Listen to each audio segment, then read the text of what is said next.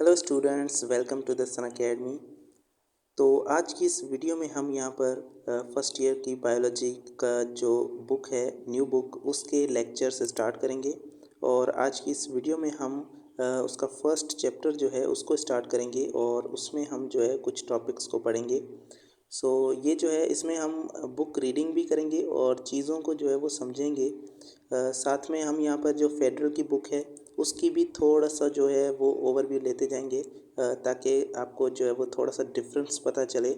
और अगर आपको चाहिए कि अगर आप चाहते हैं कि अगर फेडरल की बुक के जो रीडिंग के लेक्चर्स हैं वो आप अगर चाहते हैं तो आप कमेंट कर दें और हम भी उस पर भी लेक्चर्स बनाने की कोशिश करेंगे। So let's start. यहाँ पर जो फर्स्ट चैप्टर है वो है बायोलॉजिकल मॉलिक्यूल्स। बायोलॉजिकल मॉलिक्यूल्स को यहाँ पर हमने पढ़ना है। इसमें जो टॉपिक्स हैं उनमें वाटर मॉलिक्यूल की properties, carbohydrate, protein, lipids, nucleic acid and conjugated molecules, ये सारे टॉपिक्स हैं। ये सारे मॉलिक्यूल्स हैं, इनके बारे में हमने पढ़ना है, इनकी प्रॉपर्टीज़, इनके स्ट्रक्चर्स, इन सभी चीज़ों को इस चैप्टर में पढ़ेंगे। फर्स्ट ऑफ ऑल हम यहाँ पर जो चीज़ डिस्कस करेंगे वो है बायोकेमिस्ट्री, क्योंकि ये चैप्टर जो है ये बायोकेमिस्ट्री से रिलेटेड है। बायोकेमिस्ट्री क्या है? Biochemistry is the study of chemical composition of living organisms, यानी कि जो लिविंग ऑर्गेनिजम्स हैं उनकी केमिस्ट्री क्या है, वो केमिकली किन चीज़ों के बने हुए हैं, इस चीज़ की स्टडी को हम कहते हैं बायोकेमिस्ट्री।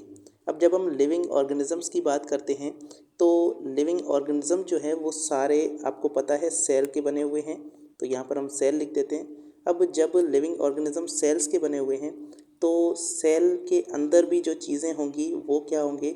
सेल के अंदर जो है वो यहाँ पर एटम्स होंगे, मॉलिक्यूल्स होंगे और डिफरेंट टाइप्स के एलिमेंट जो हैं वो उस सेल को बना रहे होंगे। तो हम यहाँ पर जो चीज़ डिस्कस करेंगे वो होंगे मॉलिक्यूल्स, और वो मॉलिक्यूल्स जो कि लाइफ को बना रहे हैं, जो लिविंग ऑर्गेनिजम्स को बना रहे हैं, उनको हम कहेंगे बायो मॉलिक्यूल्स। तो यहाँ पर जो मेजर हमारा कंसर्न होगा वो होगा बायो मॉलिक्यूल्स। इस पूरे चैप्टर में हम बायो मॉलिक्यूल्स को ही पढ़ेंगे। आगे हम ये भी देखते हैं कि बायो मॉलिक्यूल्स क्या होते हैं, उनको हम आगे डिस्कस करेंगे। लेकिन अभी आप यहाँ पर बायोकेमिस्ट्री की कुछ इम्पॉर्टेंट एस्पेक्ट्स को देख लें। केमिकल कंपोजिशन ऑफ लाइफ, हम बायोकेमिस्ट्री जब पढ़ रहे होते हैं तो उसमें हम केमिकल कंपोजिशन ऑफ लाइफ को देखते हैं कि जितने भी लिविंग ऑर्गेनिजम्स हैं और जितनी भी लिविंग थिंग्स हैं उनकी क्या केमिकल कंपोजिशन है, कौन सी चीज़ें हैं जो उनके अंदर मौजूद हैं। उसके बाद हम इसके अंदर मॉलिक्यूलर मैकेनिज़म्स को देखते हैं कि जो बायो मॉलिक्यूल्स हैं, जो मॉलिक्यूल्स हैं, उनका मैकेनिज़्म क्या है, वो किस तरह से बनते हैं, किस तरह से टूटते हैं और किस तरह से वो आपस में रिएक्शंस करते हैं। साथ में उन सभी रिएक्शंस को हम कलेक्टिवली मेटाबॉलिज्म कह रहे होते हैं। मेटाबॉलिज्म का मतलब ही यही है कि लिविंग ऑर्गेनिज्म से के अंदर होने वाले जो भी रिएक्शंस हैं उनको मेटाबॉलिज्म कहा जाता है। तो मेटाबॉलिज्म भी यहाँ पर बायोकेमिस्ट्री के अंदर डिस्कस किया जाता है। जब हम मेटाबॉलिज्म को पढ़ लेते हैं तब हमें पता चलता है कि उसके अंदर जो कुछ एबनॉर्मेलिटीज़ आ रही हैं या जो कुछ भी उसके अंदर अगर डिसऑर्डर्स हो रहे हैं तो उनकी वजह से जो बीमारियां हो रही हैं उनकी भी हम इजीली डायग्नोसिस कर पाते हैं जब हम बायोकेमिस्ट्री को पढ़ लेते हैं। तो उसके बाद बायोटेक्नोलॉजी से भी ये बहुत ज़्यादा रिलेटेड है, क्योंकि बायोटेक्नोलॉजी जो है वो डील करती है लिविंग ऑर्गेनिज्म से डिफरेंट प्रोडक्ट्स बनाना, या लिविंग ऑर्गेनिज्म से हम डिफरेंट फ़ायदे लेते हैं, उनसे प्रोडक्ट्स बनवाते हैं। तो उनके जब हमें मॉलिक्यूलर मैकेनिज़म्स हम समझ जाएंगे, जब उनका मेटाबॉलिज्म समझ जाएंगे, तो ये हमारे लिए बहुत ही इजी होगा कि हम उनके लिए जो है वो उनसे अच्छी तरह से बेनिफिट ले पाएँ। तो ये सारी चीज़ें हैं, ये सारी इम्पॉर्टेंस है, ये कुछ पॉइंट्स हैं जो इम्पॉर्टेंट हैं बायो केमिस्ट्री के हवाले से। अब हम बुक की तरफ आ जाते हैं। तो बुक के अंदर भी यही लिखा है कि बायोकेमिस्ट्री बायोलॉजी की वो ब्रांच है जो बायोकेमिकल बेसिस ऑफ लाइफ को एक्सप्लेन करती है। मतलब कि ये जो है ये ऐसी केमिस्ट्री है जो लाइफ को एक्सप्लेन कर रही होती है। तो इसमें हम यहाँ पर बायो मॉलिक्यूल्स को भी पढ़ रहे होते हैं और जो बायो एलिमेंट्स हैं या उनके मेटाबॉलिज्म है उनको भी डिस्कस कर रहे होते हैं। तो ये सारी चीज़ें इसके अंदर आ जाती हैं। उसके बाद यहाँ पर ये हमें इन्फॉर्मेशन देती है उन सभी प्रोसेसेस के बारे में जो प्रोसेसेस हमारी लिविंग ऑर्गेनिजम्स के अंदर होते हैं, उनकी बॉडी की कंस्ट्रक्शन के बारे में ये हमें इन्फॉर्मेशन देती है। और फ्लो ऑफ इन्फॉर्मेशन कैसे होता है, यानी कि हमारी बॉडी के अंदर, हमारे सेल के अंदर जो इन्फॉर्मेशन एक जगह से दूसरी जगह ट्रैवल करती है, वो किस तरह से करती है, किस फॉर्म में वो ट्रैवल करती है, इसके बारे में भी ये हमें बताता है। जैसे कि एक यहाँ पर एग्जांपल दिया गया है कि न्यूक्लियस के अंदर जो इन्फॉर्मेशन न्यूक्लियस से साइटोप्लाज्म के अंदर ट्रैवल करती है वो भी यहाँ पर हम स्टडी करते हैं। जैसे कि ये हमारे पास एक सेल है, इस सेल के अंदर यहाँ पर न्यूक्लियस है, ठीक है, और न्यूक्लियस के अंदर एक तरह का एसिड होता है, न्यूक्लिक एसिड जिसे कहा जाता है। ये जो है यहाँ पर हमारे पास डीएनए मौजूद होता है, ठीक है। अब डीएनए के अंदर एक ऐसी इन्फॉर्मेशन होती है जो कि हमारी पूरी बॉडी के प्रोसेसेस को कंट्रोल करती है, स्ट्रक्चर्स को बनाती है, डिफरेंट ऑर्गन्स को बनाती है। तो ये इन्फॉर्मेशन जो है ये यहाँ पे इस न्यूक्लियस से जो है वो निकल कर यहाँ पर साइटोप्लाज्म में आ जाती है और यहाँ पर जो है उसकी प्रोटीन बनती है, प्रोटीन सिंथेसिस होती है। तो प्रोटीन सिंथेसिस के लिए जो इन्फॉर्मेशन है वो न्यूक्लियस से साइटोप्लाज्म में कैसे फ़्लो होती है, ये सारे मैकेनिज़म्स हम बायोकेमिस्ट्री के अंदर डिस्कस करते हैं। उसके बाद हम जब ये मैकेनिज़्म समझ जाते हैं, जब ये प्रोसेसेस समझ जाते हैं, तो उसके बाद हमें ये बहुत ही आसान होता है कि हम उनके अंदर एबनॉर्मल मैकेनिज़म्स को अंडरस्टैंड कर पाएँ। यानी कि इन मैकेनिज़म्स के अंदर जो छोटी मोटी चेंजेस आ रही हैं या कुछ एबनॉर्मलिटीज़ आ रही हैं, तो उसकी वजह से हम उनको भी टैकल कर पाते हैं और उस तरह से हम जो है उनका इलाज कर पाते हैं। जो डिज़ीज़ हो रही हैं उनको भी हम इजीली उसके बाद इलाज कर पाते हैं। तो एबनॉर्मलिटीज़ को हम जो है वो समझ कर उनका इलाज कर पाते हैं और मेडिसिन्स डेवलप कर पाते हैं और डिफरेंट तरह से हम इस बायोकेमिस्ट्री का जो है वो फ़ायदा लेते हैं। तो ये बायोकेमिस्ट्री की पूरी इम्पोर्टेंस है। उसके बाद बायोकेमिस्ट्री जो है ये हमें इनेबल करती है कि हम डिफरेंट टेक्नोलॉजीज़ जो है वो बनाएं और डिफरेंट जो प्रॉब्लम्स आती हैं बायोलॉजी के अंदर, मेडिसिन्स बनाना या डिफरेंट तरह से हम जो है वो मतलब केमिकल कंपोजिशन जब हम समझ जाते हैं लिविंग ऑर्गेनिजम्स की, तो बाकी सारी चीज़ें हमारे लिए इजी हो जाती हैं, आसान हो जाती हैं। तो ये इम्पॉर्टेंस है बायोकेमिस्ट्री की। अब हम आते हैं bio elements and bio molecules. Bio elements क्या हैं, बायो मॉलिक्यूल्स क्या हैं, इनको अब हम समझते हैं यहाँ पे। तो सबसे पहले आप देखें कि दुनिया के अंदर जितनी भी चीज़ें हैं, हर चीज़ जो है वो किसकी बनी हुई है, वो यहाँ पर एटम्स के बने हैं। तो यहाँ पर जो है वो बेसिक यूनिट हर चीज़ का एटम है। जब एटम आपस में जुड़ जाते हैं, एटम आपस में मिल जाते हैं, तो यहाँ पर हमारे पास बनते हैं मॉलिक्यूल्स, ठीक है। अब ये मॉलिक्यूल्स जो है ये हमारे पास डिफरेंट तरह से मौजूद होते हैं। मॉलिक्यूल के अंदर जो है वो एक एटम भी हो सकता है, एक से ज़्यादा एटम्स भी हो सकते हैं। तो इसी तरह से हम मॉलिक्यूल्स को मोनो एटॉमिक, डाई एटॉमिक या ट्राई एटॉमिक कह रहे होते हैं। अब मॉलिक्यूल्स के अंदर भी दो फॉर्म्स आते हैं। जैसे कि कुछ मॉलिक्यूल होते हैं जो छोटे मॉलिक्यूल होते हैं, उनको हम कहते हैं माइक्रो मॉलिक्यूल्स। एक मिनट, तो उनको हम कहते हैं माइक्रो मॉलिक्यूल्स। और कुछ मॉलिक्यूल्स होते हैं जो बड़े मॉलिक्यूल्स होते हैं, उनको हम कहते हैं macro molecules, MACRO, macro molecules. तो ये दो तरह के मॉलिक्यूल्स हमारे पास होते हैं। अब माइक्रो मॉलिक्यूल वो मॉलिक्यूल होता है जो छोटा मॉलिक्यूल होता है, उनका मॉलिक्यूलर मास छोटा होता है और वो खुद एक छोटा यूनिट होता है। जबकि मैक्रो मॉलिक्यूल्स वो मॉलिक्यूल होते हैं जो खुद छोटे छोटे यूनिट से मिलकर बने होते हैं और उसके अंदर एक यूनिट नहीं बल्कि एक से ज़्यादा यूनिट्स पाए जाते हैं। तो वो कॉम्बिनेशन होगा एक से ज़्यादा यूनिट्स का, तो एक से ज़्यादा यूनिट्स जुड़कर ये बड़ा मॉलिक्यूल बनाएंगे। तो इस तरह से हमारे पास इनको हम मैक्रो मॉलिक्यूल्स कहते हैं। अब माइक्रो मॉलिक्यूल जो है इसके लिए हम एक और भी वर्ड यूज़ कर रहे होते हैं और वो है मोनोमर। तो माइक्रो मॉलिक्यूल को हम कहते हैं मोनोमर, क्योंकि वो एक ही पार्ट है। मोनो का मतलब है एक, मर का मतलब है पार्ट। तो क्योंकि उसके अंदर एक ही पार्ट मौजूद है, वो खुद एक छोटा यूनिट है, इसीलिए उसको मोनोमर कह रहे हैं। जबकि जो माइक्रो मॉलिक्यूल है उसको हम कह रहे होते हैं पॉलीमर। पॉली का मतलब है मैनी, बहुत ज़्यादा, और मर का मतलब है पार्ट। तो इसके अंदर क्योंकि एक से ज़्यादा पार्ट्स मौजूद हैं, छोटे छोटे यूनिट्स मौजूद हैं, इसीलिए इसको हम पॉलीमर कह रहे हैं। तो ये दो टर्म्स हैं जो कि इसके अंदर बार बार यूज़ हो रहे होते हैं हमारी बायोकेमिस्ट्री के अंदर। आगे हम इनको भी पढ़ेंगे। अब देखें एटम्स जो है वो उसके भी बहुत सारे टाइप्स होते हैं। हमारे पास जो एलिमेंट्स हैं उनको, उनके टाइप्स को हम एलिमेंट्स ही कहते हैं। और एलिमेंट्स जो है वो नेचुरली अकरिंग 92 एलिमेंट्स हैं जो हमारे नेचर के अंदर पाए जाते हैं। नेचुरली जो एलिमेंट्स हैं वो 92 हैं। अब इनके अंदर भी सिर्फ 25 ऐसे एलिमेंट्स हैं जिनको हम कहते हैं बायो एलिमेंट्स, जो लिविंग ऑर्गेनिजम्स के अंदर पाए जाते हैं।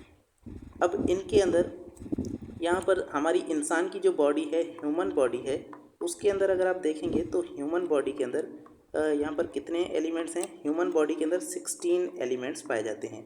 16 बायो एलिमेंट्स ऐसे हैं जो ह्यूमन बॉडी के अंदर पाए जाते हैं। ये सारी चीज़ें जो है ये फेडरल की बुक के अंदर हैं, आप चाहें तो रिफ़र कर सकते हैं। अब 16 एलिमेंट्स जो है इनमें से भी कुछ ऐसे एलिमेंट्स हैं जो मेजर बायो एलिमेंट्स कहलाते हैं और कुछ ऐसे हैं जो माइनर बायो एलिमेंट्स कहलाते हैं। तो हमारी एसटीबी बुक के अंदर, सिंध टेक्स्ट की बुक के अंदर यहाँ पर जो लिखा हुआ है कि 6 ऐसे एलिमेंट्स हैं जो मेजर बायो एलिमेंट्स हैं जो सभी बायो मॉलिक्यूल्स को बनाते हैं। अब ये 6 जो एलिमेंट्स हैं हम यहाँ पर यही हमारा कंसर्न होंगे, यही होंगे जो हमारी पूरी बॉडी को बना रहे होंगे। ये 6 एलिमेंट्स हमारी बॉडी के अंदर 99% जो हिस्सा है वो ये बनाते हैं। तो 99% जो हमारी बॉडी है वो 6 बायो एलिमेंट्स बना रहे होते हैं। अब ये 6 एलिमेंट्स कौन से हैं? इनके अंदर यहाँ पर कार्बन है, हाइड्रोजन और यहाँ पर oxygen, nitrogen, phosphorus and sulphur. तो ये 6 जो एलिमेंट्स हैं ये आपने याद रखने हैं। ये बहुत ही इम्पॉर्टेंट बायो एलिमेंट्स हैं जो हमारी बॉडी का 99% हिस्सा बना रहे हैं। अब आ जाते हैं हमारी बुक की तरफ। हमारी बुक के अंदर यही चीज़ें लिखी हुई हैं कि जैसा कि आपको पता है कि सारी जो लिविंग सारी मतलब कोई भी मैटर हो वो एटम्स का बना हुआ है, और एटम्स जब केमिकली बॉन्ड हो जाते हैं तो वो बनाते हैं मॉलिक्यूल्स, और जब मॉलिक्यूल्स जो है वो यहाँ पर मिल जाते हैं और एक सेल के अंदर डिफरेंट टाइप के मॉलिक्यूल्स जो है वो मौजूद होते हैं। अब यहाँ पर जो आपका कंसर्न होगा वो होगा सेल की कंपोजिशन। सेल के अंदर कौन कौन से मॉलिक्यूल्स हैं ये सारी चीज़ें आपने यहाँ पर देखनी होगी, ठीक है। तो अब ये एक सेल है, इसके अंदर कौन कौन से मॉलिक्यूल्स हैं ये सारी चीज़ें आपने देखनी होगी, क्योंकि लिविंग ऑर्गेनिजम्स को सेल्स ही बनाते हैं। यहाँ पर सेल थ्योरी की बात की गई है कि सेल थ्योरी एक ऐसी थ्योरी है जो कि एक्सप्लेन करती है कि जितने भी लिविंग ऑर्गेनिज्म हैं वो सभी सेल के बने हुए हैं एक्सेप्ट वायरसेस। वायरसेस जो है वो सेल के नहीं बने हुए, वो नॉन सेल्यूलर या असेल्यूलर ऑर्गेनिज्म है। वो आप जो है वो आगे वाले चैप्टर्स के अंदर आप पढ़ेंगे। अब structure and function of cell are dependent upon the chemical composition. अब सेल का जो पूरा स्ट्रक्चर है और सेल के अंदर सेल एक कैसे काम करता है, सेल का जो पूरा फंक्शन है वो कैसे होता है, इस सारी चीज़ को समझने के लिए आपको सेल की केमिकल कंपोजिशन को समझना होगा, ठीक है। तो सेल की केमिकल कंपोजिशन को समझना बहुत इंपॉर्टेंट है। अब सेल की केमिकल कंपोजिशन जब हम समझेंगे तो हम देखेंगे कि प्रोटोप्लाज्म क्या है। यहाँ पर ये देखें प्रोटोप्लाज्म क्या है। प्रोटोप्लाज्म हमारे सेल का जितना भी लिविंग मैटर है उस सभी को हम प्रोटोप्लाज्म कहते हैं। इसके अंदर सेल मेम्ब्रेन, सेल का ये सारे ऑर्गेनेल्स वगैरह आ जाते हैं। अब प्रोटोप्लाज्म जो है ये इसके अंदर साइटोप्लाज्म भी आता है और ऑर्गेनेल्स भी आते हैं। तो ये सारी चीज़ें जो सेल के अंदर हैं ये प्रोटोप्लाज्म कहलाता है। अब इस प्रोटोप्लाज्म के अंदर आप देखेंगे कि कौन से मॉलिक्यूल्स या कौन सी चीज़ें मौजूद हैं। तो इसके अंदर 2 चीज़ें हैं जो बहुत इम्पॉर्टेंट हैं। एक चीज़ वो है जो कि इनऑर्गेनिक मटेरियल है या फिर उसे आप नॉन लिविंग भी कह सकते हैं। वो हमारे पास चीज़ है वाटर, ठीक है। तो प्रोटोप्लाज्म के अंदर एक हमारे पास है वाटर, और ये वाटर जो है ये 70 to 90% जो है ये वाटर हमारे इसके सेल के अंदर मौजूद होता है। बाकी की जो चीज़ है हमारे पास वो है उसे हम कहते हैं, वो हमारे पास ऑर्गेनिक मैटर होता है सेल का। और जब हम वाटर को निकाल देते हैं सेल से, या वाटर को अगर हम निकाल दें सपोज़, तो बाकी की जो चीज़ अंदर बच जाएगी वो तो सूखा हुआ एक मटेरियल बच जाएगा। उस मटेरियल को हम कहते हैं dry weight of the cell. अब ड्राई वेट क्या है? जब हम सेल में से पूरा का पूरा पानी अगर हम निकाल दें और सेल को सुखा दें, सेल को हम ड्राई कर दें, तो ये हमारे पास ड्राई वेट कहलाता है सेल का। अब इस ड्राई वेट के अंदर क्या चीज़ मौजूद होगी? इस ड्राई वेट के अंदर बहुत सारे ऐसे मॉलिक्यूल्स होंगे जो कि कार्बन कंटेनिंग मॉलिक्यूल्स कहलाते हैं, और ये ऑर्गेनिक मॉलिक्यूल्स होंगे। ऑर्गेनिक कंपाउंड्स यहाँ पर मौजूद होंगे, और इन सभी मॉलिक्यूल्स को हम बायो मॉलिक्यूल्स कहते हैं। इन बायो मॉलिक्यूल्स के अंदर जो मेजर एलिमेंट्स होंगे वो आपने यहाँ पर ये देखे 6 एलिमेंट्स होंगे, carbon, hydrogen, oxygen, nitrogen, phosphorus and sulphur. तो ये एलिमेंट्स यहाँ पर मौजूद होंगे इन बायो मॉलिक्यूल्स के अंदर। अब इन मॉलिक्यूल्स को हम देखते हैं कि ये कौन से मॉलिक्यूल्स हैं। तो फंडामेंटल जो बायोमॉलिक्यूल्स हैं जो हमारे सेल के अंदर मौजूद होते हैं, उनमें सबसे पहला मॉलिक्यूल का नाम है कार्बोहाइड्रेट, उसके बाद है protein, lipids, nucleic acid and कुछ कॉन्जुगेटेड मॉलिक्यूल्स होते हैं। इनके इस टेबल को आप एक थोड़ा सा एक ओवरव्यू दे देंगे, उसके बाद हम आगे चलेंगे। तो सबसे पहला जो मॉलिक्यूल्स हमारे पास था वो कार्बोहाइड्रेट था। देखो कार्बोहाइड्रेट हमने कहा था कि कुछ मॉलिक्यूल्स बड़े मॉलिक्यूल्स होते हैं और कुछ मॉलिक्यूल्स छोटे मॉलिक्यूल होते हैं, यानी कि कुछ मोनोमर्स होते हैं और कुछ होते हैं बड़े मॉलिक्यूल जिन्हें हम पॉलीमर्स कहते हैं। तो यहाँ पर जितने भी ये हमने 5 मॉलिक्यूल्स को देखा, ये सारे पॉलीमर्स हैं, ये बड़े मॉलिक्यूल हैं। ये छोटे छोटे यूनिट्स से बने होंगे और उन यूनिट्स को हम कहेंगे मोनोमर। तो यहाँ पर जो कार्बोहाइड्रेट है ये एक पॉलीमर है और इसका जो मोनोमर है, इसका जो यूनिट है वो होंगे मोनोसेक्राइड्स, उनको हम कहेंगे मोनोसेक्राइड्स। और इन मोनोसेक्राइड्स के बीच में जो बॉन्ड होगा उसको ग्लाइकोसाइटिक बॉन्ड कहते हैं। अब देखो यहाँ पर हम जो है एक कार्बोहाइड्रेट को सपोज शो करते हैं, तो ये एक कार्बोहाइड्रेट है और इसके अंदर बहुत सारे आपको यूनिट्स दिख रहे हैं, ये सारे एक यूनिट मोनोमर कहलाता है। ये भी मोनोमर है, ये भी मोनोमर है, तो ये बहुत सारे मोनोमर्स हैं। अब ये देखो यहाँ पर ये एक है मोनोसेक्राइड, क्योंकि मोनोसेक्राइड किसके यूनिट्स हैं, ये कार्बोहाइड्रेट के यूनिट हैं।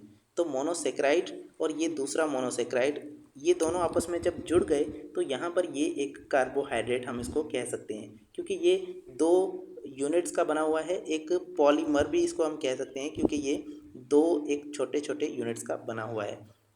अब यहाँ पर ये देखो बहुत सारे छोटे यूनिट्स हैं, बहुत सारे मोनोमर्स हैं, बहुत सारे मोनोमर्स या बहुत सारे मोनोसेक्राइड्स हैं।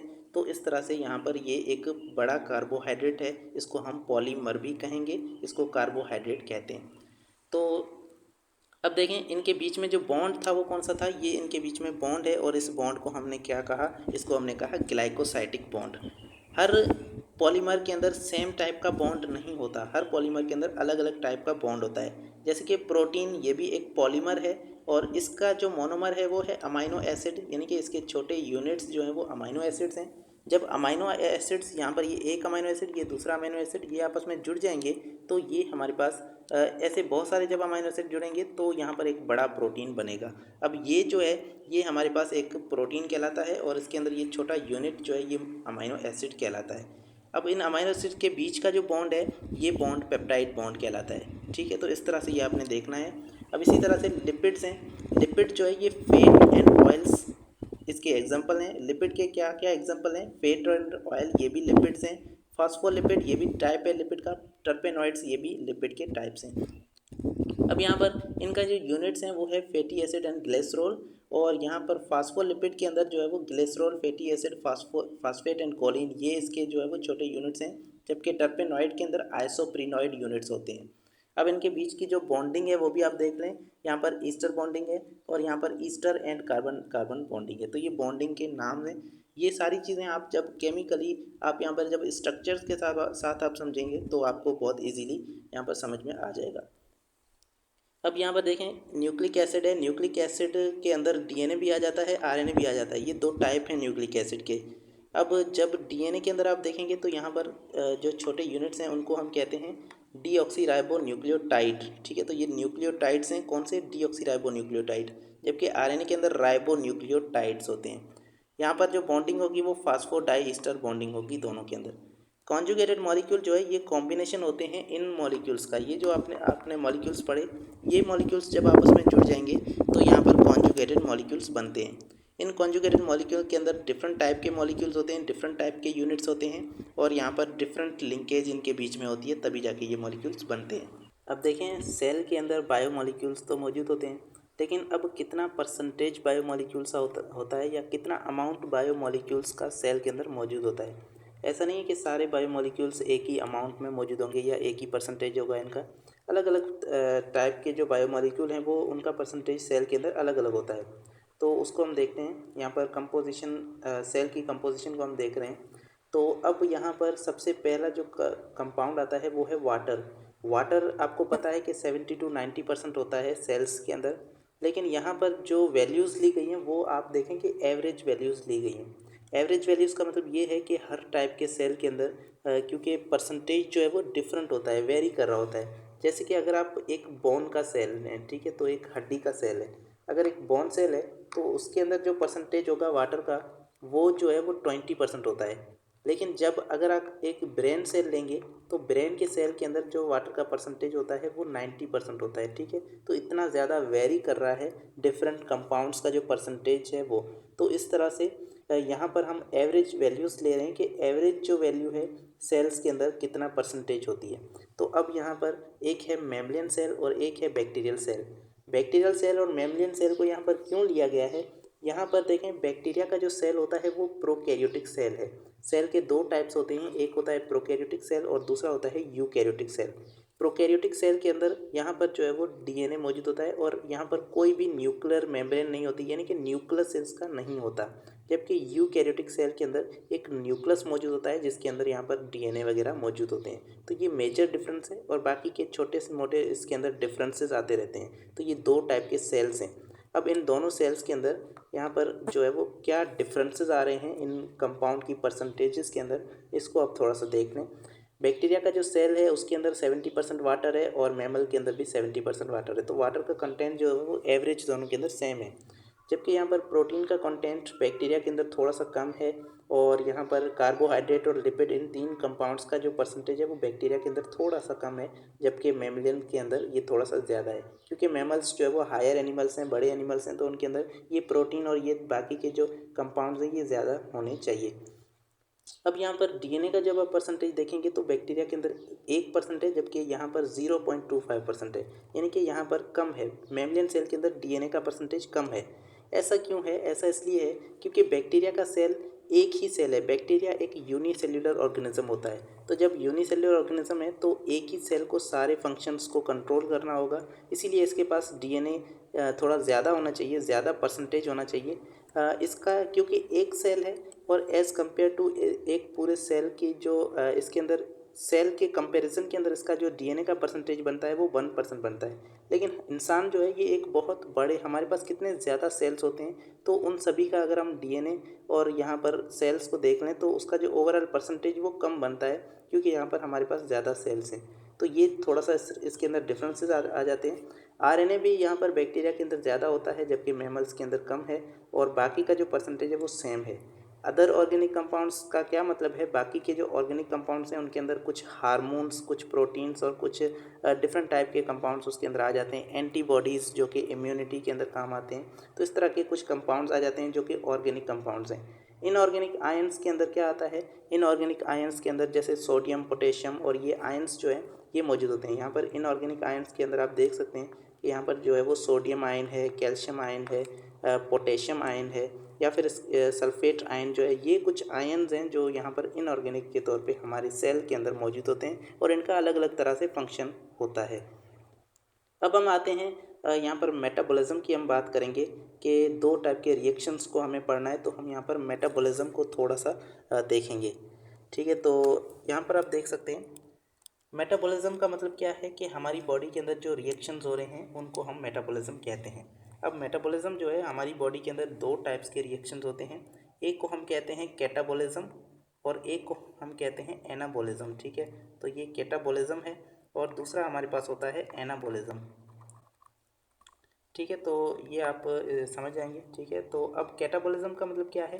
कैटाबॉलिज्म का मतलब है ऐसे रिएक्शंस जिनके अंदर किसी चीज़ की ब्रेक डाउन हो रही है। तो यहाँ पर जो है वो चीज़ों की ब्रेक डाउन होती है। ठीक है, और यहाँ पर कोई ना कोई चीज़ बनती है। एनाबॉलिक रिएक्शंस वो रिएक्शंस होते हैं जिसमें किसी चीज़ की फॉर्मेशन होती है, कोई चीज़ बनती है या फिर कोई मॉलिक्यूल बन रहा होता है, कोई कंपाउंड बन रहा होता है। तो इस तरह से ये दो टाइप के रिएक्शंस होते हैं, दो टाइप की मेटाबॉलिज्म हमारी बॉडी के अंदर होती है। अब यहाँ पर जो कैटाबॉलिज्म है, यहाँ पर कैटाबॉलिज्म के अंदर जो टाइप के रिएक्शंस आते हैं उनको हम कहते हैं हाइड्रोलाइसिस। यहाँ पर एक टाइप का रिएक्शन होता है जिसको हम कहते हैं हाइड्रोलाइसिस। ठीक है, तो हाइड्रोलाइसिस एक ऐसा रिएक्शन है जिसके अंदर मॉलिक्यूल्स की ब्रेकडाउन होती है। आपको मैंने बताया कि मॉलिक्यूल्स जो है वो बड़े मॉलिक्यूल्स होते हैं, मैक्रो मॉलिक्यूल्स होते हैं या फिर उनको पॉलीमर कहते हैं। पॉलीमर बड़े मॉलिक्यूल्स होते हैं, तो जब उनको हम तोड़ेंगे, ब्रेकडाउन करेंगे उनकी, तो हमें यहाँ पर छोटे मॉलिक्यूल्स, मोनोमर्स मिल जाएंगे। तो ये प्रोसेस जो कहलाएगा, ये ब्रेकडाउन का जो प्रोसेस होगा इसे हम हाइड्रोलाइसिस कहेंगे। जबकि दूसरा हमारे पास रिएक्शन होता है जिसके अंदर हम पॉलीमर्स को बनाते हैं और वो जो हमारे पास होता है उसे हम कहते हैं कंडेंसेशन। तो ये आपकी बुक के अंदर दो प्रोसेसेस हैं, कंडेंसेशन एंड हाइड्रोलाइसिस, इन दोनों को हमें पढ़ना है। अब देखें इसको मैं थोड़ा सा यहाँ पर सिंपली यहाँ पर इसको मैं एक्सप्लेन कर देता हूँ, उसके बाद हम बुक की तरफ आते हैं। हाइड्रोलाइसिस का मतलब ये है कि यहाँ पर ये हमारे पास एक बड़ा मॉलिक्यूल है। ठीक है, अब इसको हमने क्या किया कि इसको हमने ब्रेक डाउन किया और हमारे पास जो है वो दो जो है वो ये छोटे मॉलिक्यूल्स हमारे पास बन गए। ठीक है, तो ये प्रोसेस हमारे पास हाइड्रोलाइसिस कहलाता है।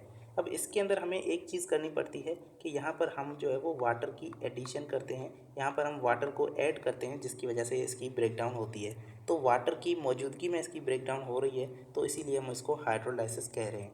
जबकि दूसरा हमारे पास एक ऐसा मैकेनिज़्म होता है या ऐसा रिएक्शन होता है जिसके अंदर हम दो मॉलिक्यूल्स को आपस में जोड़ रहे होते हैं, तो यहाँ पर ये प्रोसेस कहलाएगा कंडेंसेशन। ठीक है, तो इसमें क्या होगा कि ये जो है वो दो मॉलिक्यूल्स मिलकर एक बड़ा मॉलिक्यूल बना लेंगे, और ये जो मॉलिक्यूल होगा इसमें यहाँ पर क्या होगा कि वाटर जो है वो यहाँ से निकलेगा, वाटर रिलीज़ होगा। ठीक है, तो यहाँ पर ये वाटर की एलिमिनेशन होगी, वहाँ यहाँ से वाटर निकलेगा, जबकि यहाँ पर हमें वाटर ऐड करना पड़ता है हाइड्रोलाइसिस के अंदर। तो ये दो टाइप के रिएक्शंस आपकी बॉडी के अंदर हो रहे होते हैं। इनको हम डिटेल में आगे यहाँ पर पढ़ते हैं हमारी बुक के लिहाज से। तो चलिए देखते हैं यहाँ से।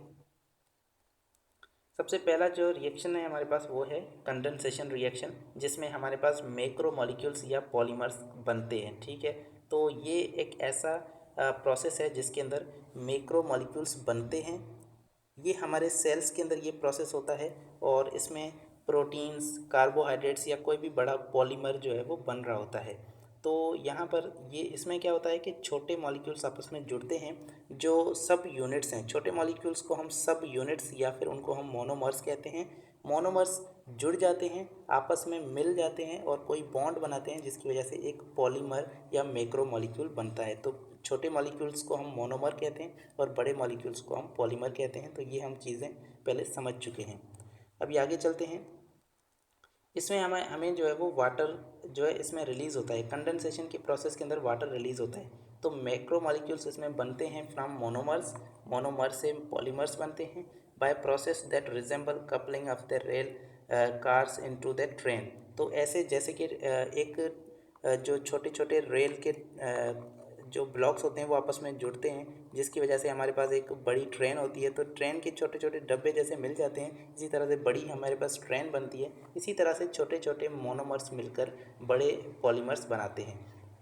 तो ये एक ऐसा प्रोसेस है जिसमें यहाँ पर जो है वो मैक्रो मॉलिक्यूल्स बनते हैं। मैक्रो मॉलिक्यूल्स यानी कि बड़े मॉलिक्यूल्स बनते हैं। तो basis structure of each group of molecule is very similar from bacteria to human, यानी कि बैक्टीरिया से लेकर इंसान तक सभी मॉलिक्यूल्स का जो बेसिक स्ट्रक्चर होता है वो सिमिलर होता है। कैसे? क्योंकि वो छोटे यूनिट्स के बने हुए हैं। सारे मॉलिक्यूल्स इन सभी छोटे यूनिट्स के बने हुए हैं, और ये छोटे यूनिट जो है ये ऐसा नहीं है कि सारे सभी मॉलिक्यूल्स के एक ही जैसे यूनिट होंगे।